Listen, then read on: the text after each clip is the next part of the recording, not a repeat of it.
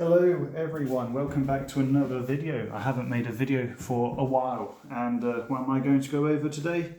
Summer recap. I've made a bullet point list. I'm going to read off these items and say a few words about what I got up to in the 3 months of summer.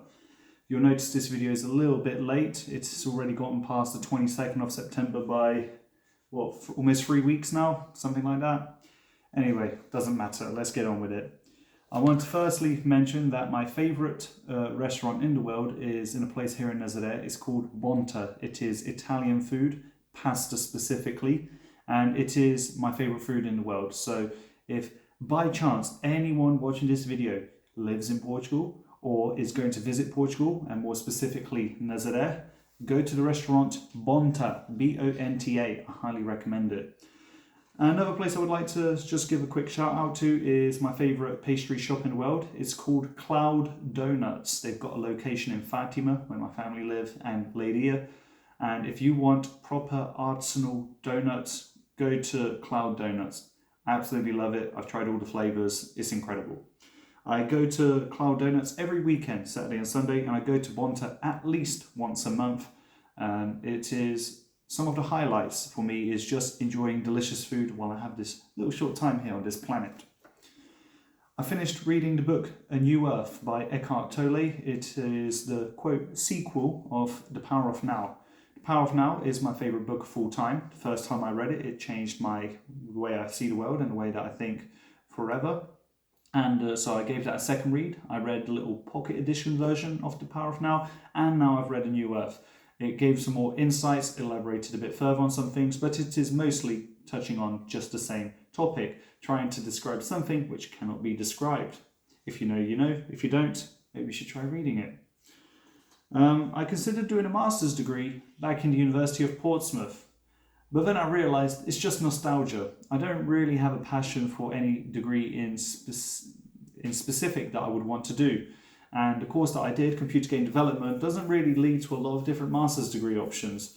Namely, it probably leads to furthering down the career path of game development. I don't want to make video games. I don't even play video games. The only video game I do play is old school RuneScape. I don't even play that game that much. So there you go. I realised what it was for me is that every now and then I get some really good memories. I remember my time in Portsmouth very fondly, and I see it through a rose-tinted lens, and I feel like going back. And I try imagining, oh, it'd be all wonderful, but that's because I'm not remembering all the shit aspects of it, especially the cost of living crisis in the UK. So probably best I avoid that bullet. I have completed Dr. K's trauma guide. If you're familiar with the videos that I've already made on my channel talking about Dr. K's guides, the trauma guide is the most recent addition to it. And again, very insightful, top tier quality, the creme de la creme, gold tier, Dr. K. Highly recommend. Buy the course. You will not feel like your money is wasted. It is absolutely top tier content. I will make a video talking about it a bit more in depth. And I rewatched all the meditation videos to get a better idea of what different meditation techniques I can do in the mornings and evenings. And it's been very insightful as well. I also plan to make another video talking more about the meditation videos specifically also.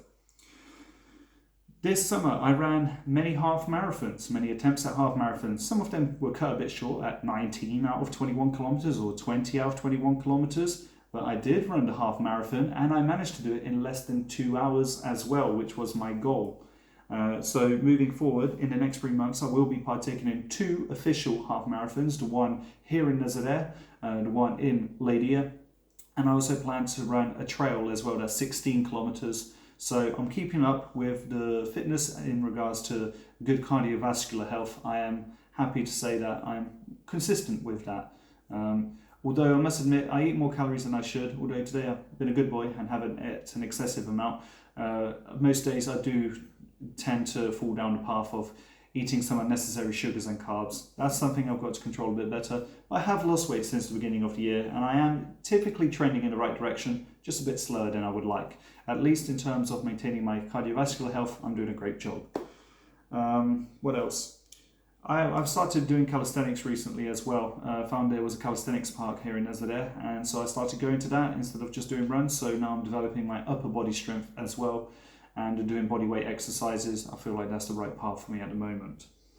Okay, I had a birthday party barbecue at my home, as I usually do for my birthday here in Portugal. But something I had done from the beginning of the year was make a stone circle for a campfire. And then later I found some bigger rocks to make seats around the campfire. And now for the first time ever, I got to invite a bunch of friends over to my home, celebrate my birthday, enjoy some delicious food, and sit around the campfire.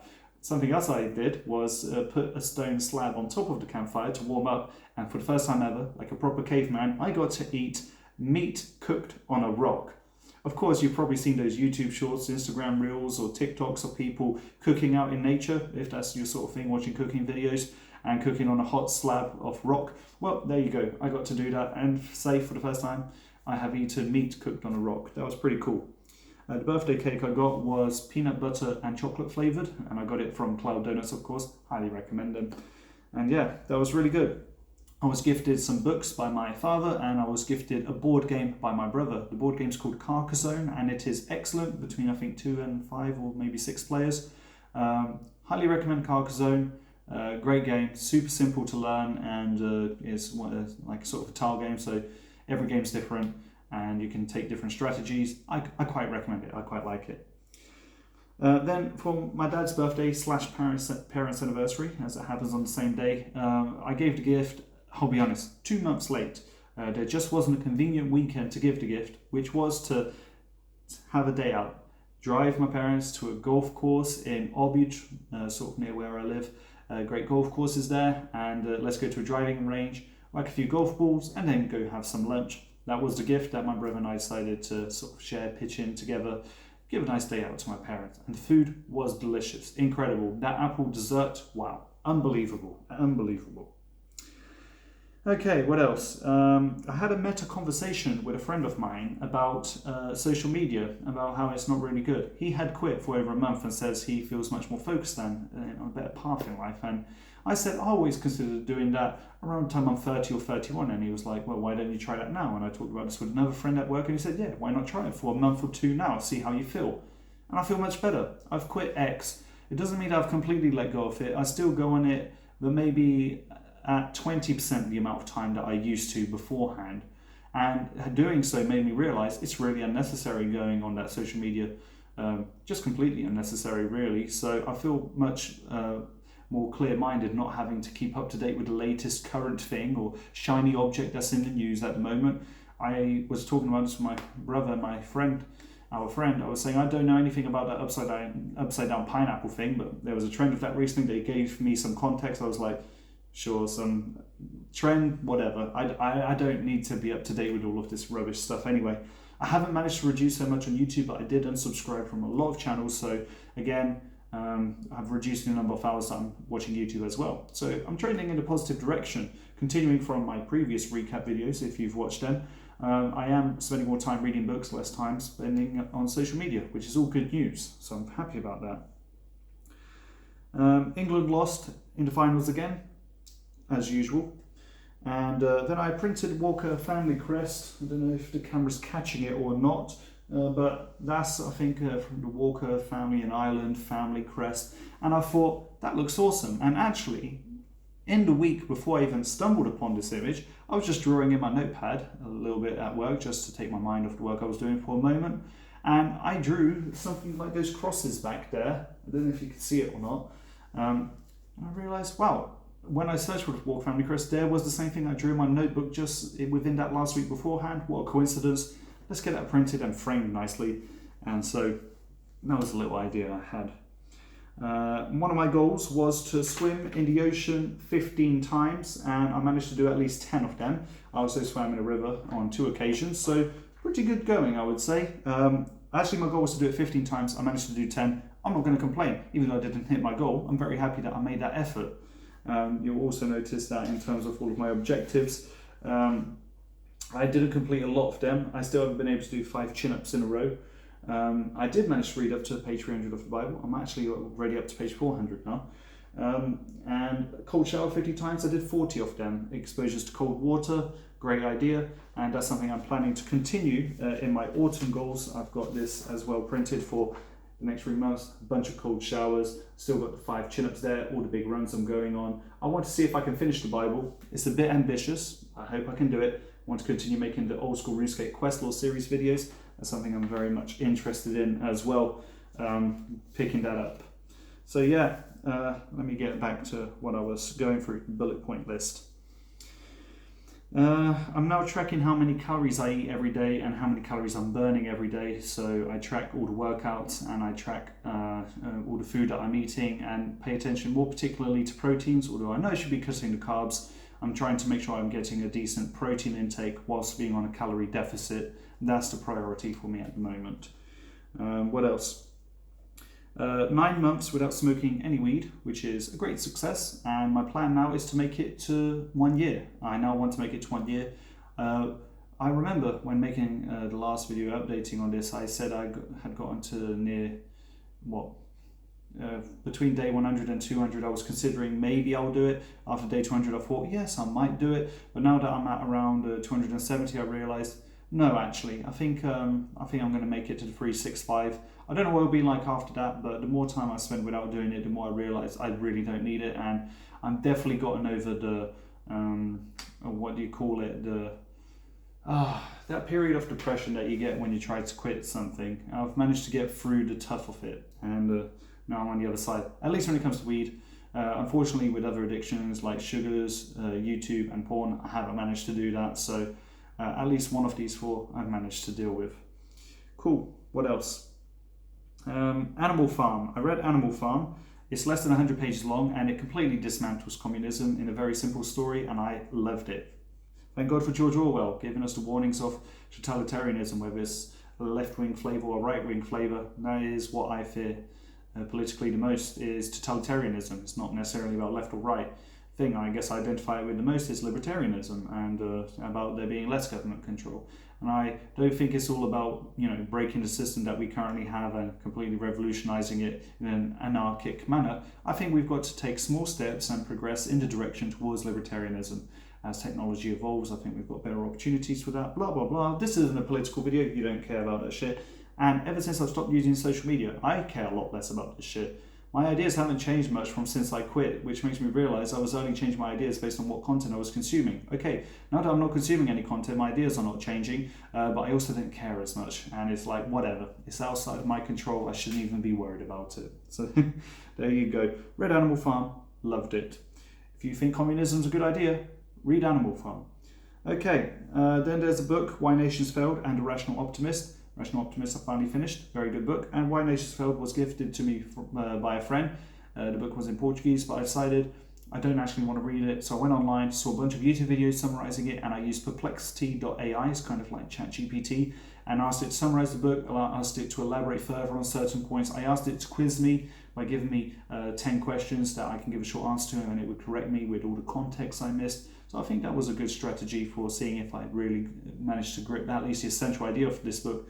And there's a lot of overlap between these two, and I will be making a video talking more about, more specifically, the Rational Optimist, and giving some insights that I also learned from Why Nations Fail. I saw the Deadpool and Wolverine movie, and it made me laugh many times. Great jokes. I'm glad it wasn't politically correct, and I wish to see more movies like that. I also read a lot about Buddhism online, so every now and then I'll be at work, I'll take a little break from the work I'm doing and read a little interesting thing online. And so I've been reading some ancient Buddhist texts, and I've been loving learning about that. I find it really fascinating. Although I think the thing that fascinates me the most are the parables, and that's something I want to learn much more of. Okay, what else? Read Brave New World by Aldous Huxley, so that completes the 2 main books, Warning About the Future of 1984 and Brave New World. I found it interesting. I think it managed to touch on a lot of topics which ended up coming true, but I think most of the book is, you can tell it was written at a time where, they weren't able to predict all the ways that technology would evolve. I felt it was a very interesting book, and not necessarily the best indicator of what the world ended up becoming, but I think in some regards more accurate than 1984, but then 1984 is more accurate in terms of, look at any country that became totalitarian and ruled that way.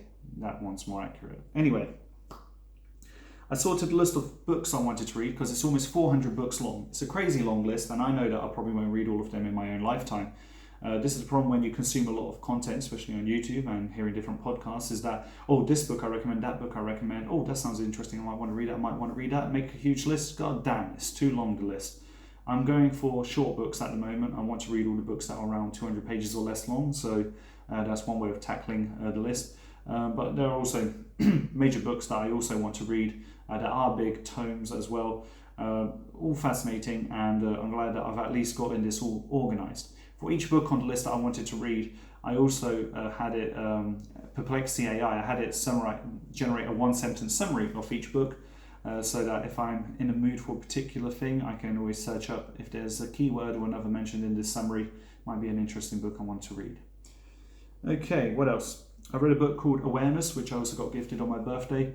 Awareness is kind of like The Power of Now, written by a different author, so it uses a different style, a different language, and it was very insightful in some regards, and I thought it did challenge some of the ideas I already had. And so I was very grateful for the book. I thought it was a necessary addition to the description of this thing which cannot be described. By having a different author describe it from a different angle, in different words, in a different way, it sort of paints a more complete picture of this thing which you cannot put into words. Again, if you don't know, you don't know. If you do, you do. Maybe read The Power of Now.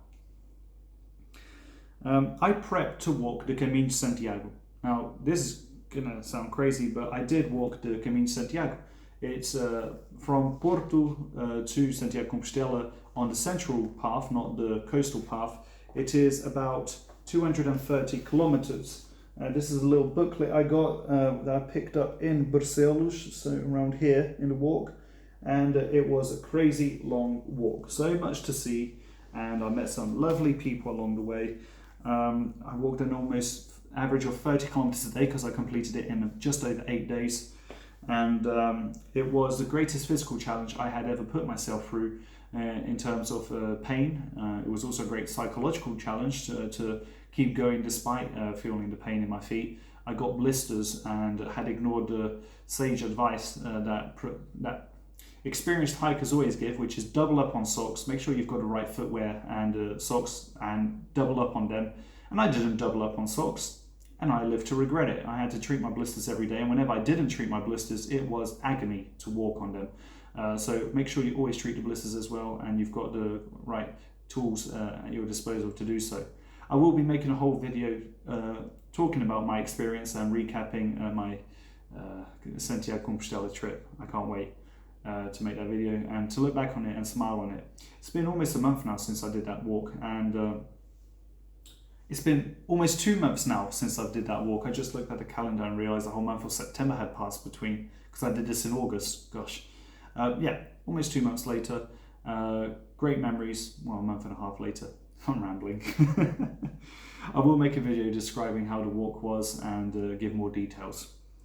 I also took the Bible with me and read another 100 pages of it, so I did that on my downtime when I was resting during the day when the sun was high and I would be at the locations, and so I've been advancing on the Bible, still on the Old Testament. I really want to get to the New Testament. I want to learn about Jesus and all of his wisdom. And so far my favourite part, I think, has been learning about Solomon. I think that's been one of my favourite parts of the Old Testament so far. The early books, Genesis and Exodus, I think are particularly good and insightful. Yeah, I'm finding it interesting. Not an easy read. I have to read very little every day, basically. I try reading between 5 and 10 pages now in the morning. That's how I'm going about it. It's not something that I wouldn't be able to just read it for hours and hours on end. It's not an easy read, to be honest, even though I did get a version of it which is written in common modern day English, so that definitely helps. Yeah, it's a dense book, very dense. Anyway, I went camping again at Pneu de Furado. I may have mentioned in the last video that that's what I did at the very beginning of spring, so just after the winter. And so the contrast of seeing how different it was, the volume of water before and after, yeah. I always make sure I do that jump 5 meters into the water, into the pool, so that's fun. And yeah, very relaxing. I love doing this at least once a year, going to Pneu de Furado, one of my favourite camping spots in Portugal. Okay, I read The Way of the Superior Man by David Dearder. It is it's not going to be for everyone. It's not going to be everyone's cup of tea. I quite enjoyed it. There were some insights that I found particularly useful and that will stick with me in life. But it's a very difficult book to even talk about or comment on because it's very easy to interpret it negatively or say that the book is particularly misogynistic or sexist. It's very easy to do that, and at times I found myself, sort of pressed to feel the same way. But given the benefit of the doubt and seeing what the book is trying to do, you realize that it's for a specific type of audience, about men who want to be very masculine and about women who want to be very feminine. And if you want to say that these concepts don't matter, then don't read this book. But if you feel naturally, instinctively that that's the way you would like your relationship to be, that the man is more masculine and dominant, the woman is more passive and submissive and emotional, and you want there to be these two different poles, this book elaborates a little bit on how this can actually work for just letting people naturally tending towards one side or the other. The book also acknowledges that there are very feminine men out there and that there are very masculine women, and that people have a different temperature. Let's say people are a bit more warm, people can be a bit more cold, and it doesn't necessarily apply always the same way. The book was insightful for explaining why it's important to recognize, acknowledge, and deal with people and all of these different ways that they are. So I found it somewhat useful myself. Out of the last 3 months, I've been journaling pretty much every day. Something I have done is printed out these sort of journal layouts, one for each day of the week, with checkbox for different things I want to make sure I get done every day, and then some space to write any thoughts that are going through my mind. I also have a little weekly review section for the end of each week, and so I can summarize what I got up to in the week, the main highlights. And out of the last 3 months, there were 3 weeks where I didn't keep up to date with this, and I recognize this is just something that naturally happens. You sort of fall in and out of this flow of maintaining a decent routine. It happens, and for me it was the 2 weeks after I got back from Santiago de Compostela, after that week and a bit of walking, that I just took it very let's be lazy. I just pushed myself for a physical challenge. I lost 3 kilos in 9 days. That was a crazy amount. I was burning so many calories and basically not eating any. I just wasn't hungry. It was really weird. But yeah, I lost 3 kilos, and so I just took that time to be lazy, eat what I want, do what I want. 2 of those 3 kilos got back on pretty easily, to be honest. I did eat a lot. But yeah, it's this thing, this routine, this habit, you fall in and out of it, and right now I'm falling more in line with it. Hence why I'm making this video. This video is a video I've been meaning to make for almost 2 months now, because today is the 9th, and so the 22nd would be 2 months. Jesus, almost 2 months late. I'm a month and a half late. Crazy. Sorry, I'm half a month late. Wait, September 22nd. Yeah, I'm about 3 weeks late. The point is, you see what I'm getting at. There are times where I'm more in flow and consistent. There are times I'm not. When I do get more in flow, I get way more done. I make these sort of videos, and you'll see that. Anyway, I did a presentation at work.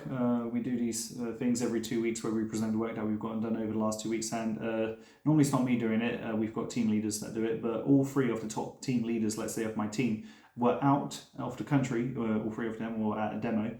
And so they said, William, can you get this? And so I was very nervous in having to present, but I managed to rehearse in my head a few jokes that I think would land. So when it did come to the presentation, and I said that at the beginning, I did get congratulated by some of my colleagues who attended. There's about 50 people total attending these meetings, about a dozen or so in the room, and then 3 dozens or so online. And the ones who saw it online said that was one of the greatest intros ever. You put a lot of humor into it. It was great. And I was like, cool, I'm happy that worked. Now I'm going to mention a bunch of books I've also read. Tao Te Ching, or Dao De Ching, or the book about the Way, or Wu Wei, or that ancient Chinese philosophy, spiritual wisdom, religion. Found it fascinating. I find ancient traditions very fascinating. And I felt it was, again, trying to describe this thing which cannot be described, and it did so very beautifully. And there were lots of interesting insights that I got from it as well. So that was good. I'm reading The Art of War. I've almost finished it. It's a short book. I didn't really need to buy a physical copy of it. You can just read it online very easily, as with any book, but this one in particular, because of how short it is, I would have preferred to have read it online. Anyway, I've got a physical copy of it. It's interesting. Not as fascinating for me as the Tao Te Ching. I read Mises' 6 Lessons of Capitalism. I read that one online because it's nice and short and very good. Yep, straight to the point. Gives a good understanding of this economic system. I recommend it if you want to know more about it. The Emerald Tablet of Hermes, again, very esoteric, alchemy, mystical, woo-woo, if you're not interested in that sort of thing, sure. The Emerald Tablet, famous for its expression, as above, so below, or as below, so above. No, I think it's as above, so below. Basically, an idea that I had before I ever got into mysticism and such was this idea that the things that you see, or you can't see, the things that exist outside the boundaries of our ever-expanding universe, that, you know, what is it? That is the same thing that you'll find within the smallest division of a cell within a quark. I think it's all the same thing at all these different layers. I think, you know, we're on a weird frequency vibe, man. And so the Emerald Tablet saying as above, so below just resonates with me. It's just an insight that I felt that everything is all interconnected at all levels. So that's pretty cool. Had my first massage ever. That was really nice. I managed to get a relaxation and got tension relieved in places I didn't even know I had tension. It was really nice and I felt so relaxed afterwards. It was awesome. I am reading also Man's Search for Meaning. That's the book I'm also currently reading alongside the Bible and the Art of War. Almost finished it and very insightful. Really enjoying that book as well. And yeah, I think Viktor Frankl has done an excellent job at providing a sort of a psychotherapeutic view of the events of the Holocaust. Tragic, of course, but he managed to do an excellent work summarizing all of that and presenting logotherapy, which he is, I guess, what the godfather of, a form of therapy of talking, and yeah, presenting, and he presents in the second half of the book the different techniques that he uses, and they're very insightful, very interesting ways of looking at life. Well, I think I've covered most of the important points. What are my main goals?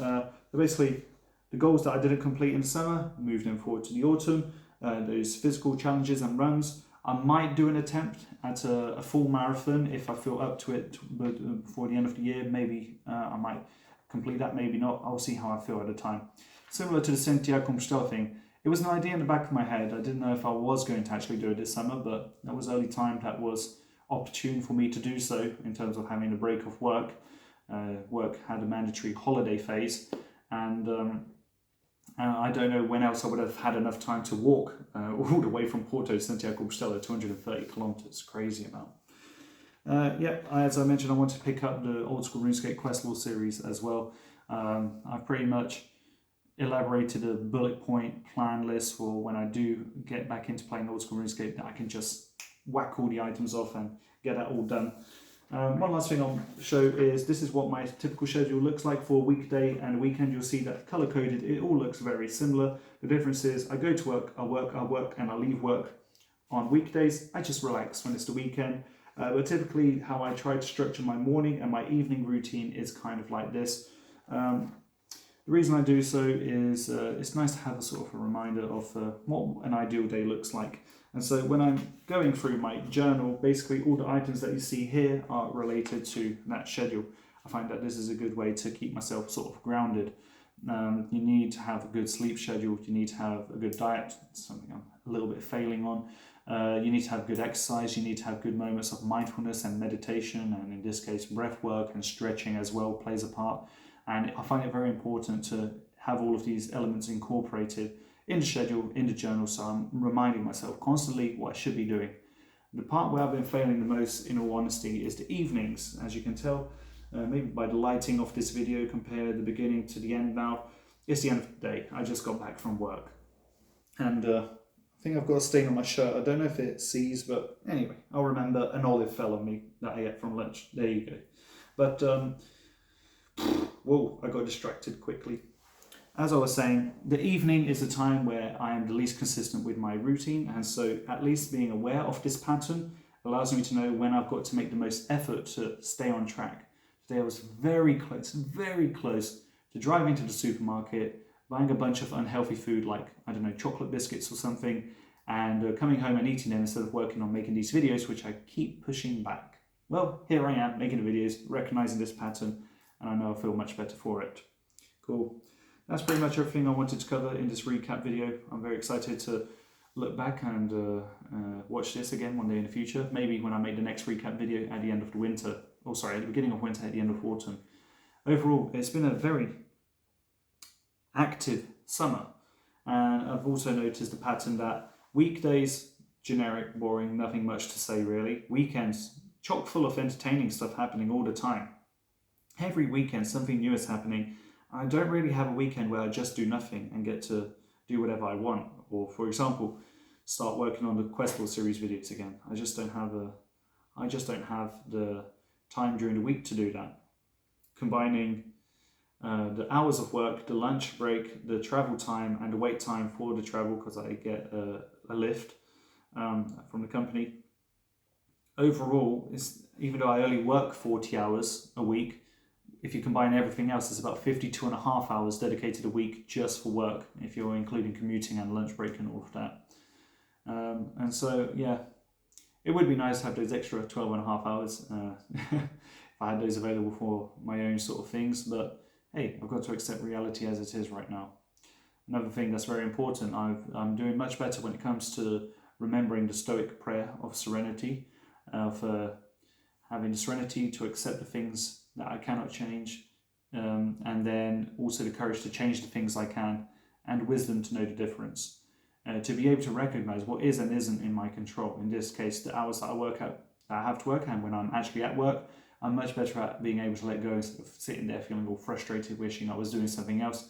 I'm getting much better at being able to let go of those feelings. Unnecessary, it's not going to change anything anyway, it's out of my control.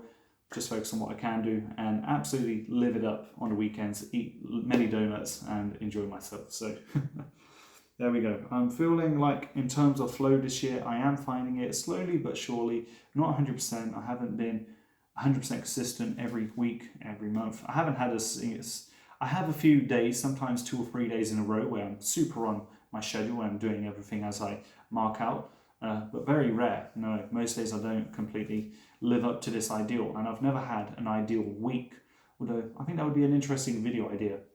Actually doing everything my schedule says for 1 week just to see what it's like. I think that could be an interesting video idea. Alright, thanks for watching. I'm going to see how long this video has been going, and it says 32 minutes, not bad.